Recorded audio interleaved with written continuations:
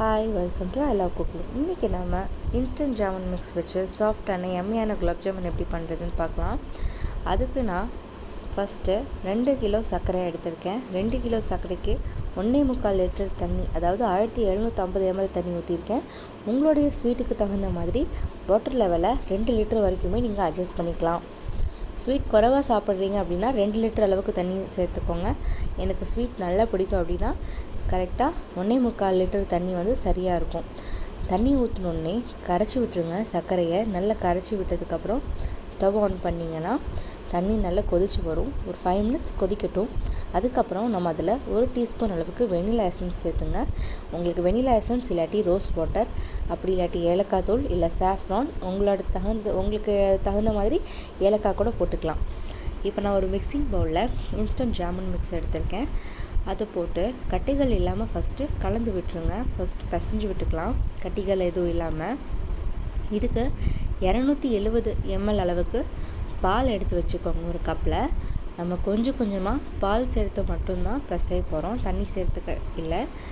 பால் சேர்த்து பிசைகிறனால இது வந்து இன்னுமே சாஃப்டான ஒரு டெக்ஸ்சர் கொடுக்கும் உங்கள் குலாப் ஜாமுனுக்கு. கடைகளெல்லாம் வாங்கி சாப்பிட்ற மாதிரி டேஸ்ட் வந்து என்ஹான்ஸ் பண்ணி கொடுக்கும். நல்லா பிசைஞ்சு விட்டுக்கோங்க. இதுக்கு 270 ml பால் கண்டிப்பாக தேவை. இது சேர்த்தி உடனே நல்லா ஒரு ஸ்பேச்சுலா வச்சு மிக்ஸ் பண்ணிங்கன்னா, ஸ்பேச்சுலா வந்து சிலிக்கான்கிறனால அதில் ஒட்டாது. ஆனால் இதோட டெக்ஸ்சர் வந்து கையில் வந்து கொஞ்சம் ஒட்டுற மாதிரி தான் இருக்கும். நம்ம கையில் பிசையும் போது அது கொஞ்சம் ஒட்டுற மாதிரி தான் இருக்கும். இப்போ பாருங்கள், நான் கையில் உங்களுக்கு தொட்டு காமிக்கிறேன். எந்த மாதிரி பிச்சுன்னு ஒட்டுதுன்னு பாருங்கள். இந்த மாதிரி தான் ஒட்டும். ஆனால் பிரச்சனை கிடையாது, இந்த மாதிரி தான் ஒட்டணும். நம்ம ஒரு மூடி போட்டு வச்சு 5 மினிட்ஸ்க்கு அப்புறம் ஓப்பன் பண்ணி காமிக்கிறேன். பாருங்கள். இப்போ பார்த்தீங்கன்னா 5 மினிட்ஸ் ஆயிடுச்சு. இப்போ நீங்கள் அது உருட்டி எடுக்கும் போது நல்லா கையில் ஒட்டாமல் வரும். பாருங்கள், பால் இந்த அளவுக்கு ஒட்டாமல் வந்திருக்குன்னு. இதுக்கு நான் 350 mlக்கு கீ எடுத்துக்கிறேன். 350 கிராம் கீ எடுத்திருக்கேன். நெய்யில் தான் இன்றைக்கி நான் ஃபுல் அண்ட் ஃபுல் பொரிக்க போகிறேன். உருட்டி வச்ச பால்ஸை நெய்யில் போட்டு நல்லா மிக்ஸ் பண்ணி விட்டுட்டே இருங்க. எல்லாம் உருட்டி விட்டுட்டே இருந்தீங்கன்னா தான் எல்லா பக்கமும் ஈவனாக உங்களுக்கு கோல்டன் ப்ரௌன் ஆகும்.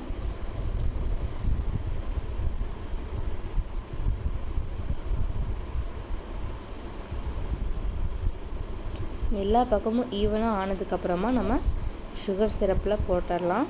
ஒவ்வொரு பேட்சாக இந்த மாதிரி நல்லா உருண்டை பிடிச்சிங்க. உங்களுக்கு மேக்ஸிமம் கிராக் இல்லாமல் உருண்டை பிடிச்சிங்கன்னா இன்னுமே ரவுண்டாக அழகாக குலாப் ஜாமுன் வரும். கொஞ்சம் கிராக்ஸ் இருந்திங்கன்னா அந்த குலாப் ஜாமுன் வந்து ஒரு ரவுண்ட் ஷேப் இல்லாமல் ஒரு அன்ஷேப் ஆயிரும். அதனால நல்லா கிராக் இல்லாமல் ரவுண்ட் பிடிங்க, அது நல்லாயிருக்கும் இன்னுமே. இப்போ இந்த ஜாமுனை நம்ம 1 by 1 எடுத்து சுகர் சிரப்பில் போட்டுடலாம். பாருங்கள், எல்லா பேட்சையும் இந்த மாதிரி சுகர் சிரப்பில் கோட் பண்ணி எடுத்துக்கோங்க.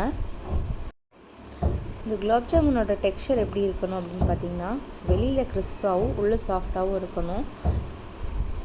எல்லா குலாப் ஜாமுனும் இப்போ முடிஞ்சது. இப்போ நான் வந்து ஒரு ஜாருக்கு மாற்ற போகிறேன். ஜாருக்கு ட்ரான்ஸ்ஃபர் பண்ணிவிட்டு டைட்டாக க்ளோஸ் பண்ணி வைக்க போகிறேன். பாருங்கள், ஜாருக்கு மாற்றியாச்சு. இப்போ ஒரு 1/2 an hour ஊறினதுக்கப்புறம் நான் உங்களுக்கு இந்த ஜாமுன் எடுத்து காமிக்கிறேன். பாருங்கள், எவ்வளோ சாஃப்டாக எம்மியாக வந்துருக்குன்னு. எடுக்கும் போதே ஒன்று லைட்டாக உடஞ்சிருச்சு, ஏன்னா அது ஃபஸ்ட்டு போட்டது. பாருங்கள், எம்மியான குலாப் ஜாமுன் ஜீராவோட ஊற்றி சாப்பிட்லாம். ரெடி ஆயிடுச்சு.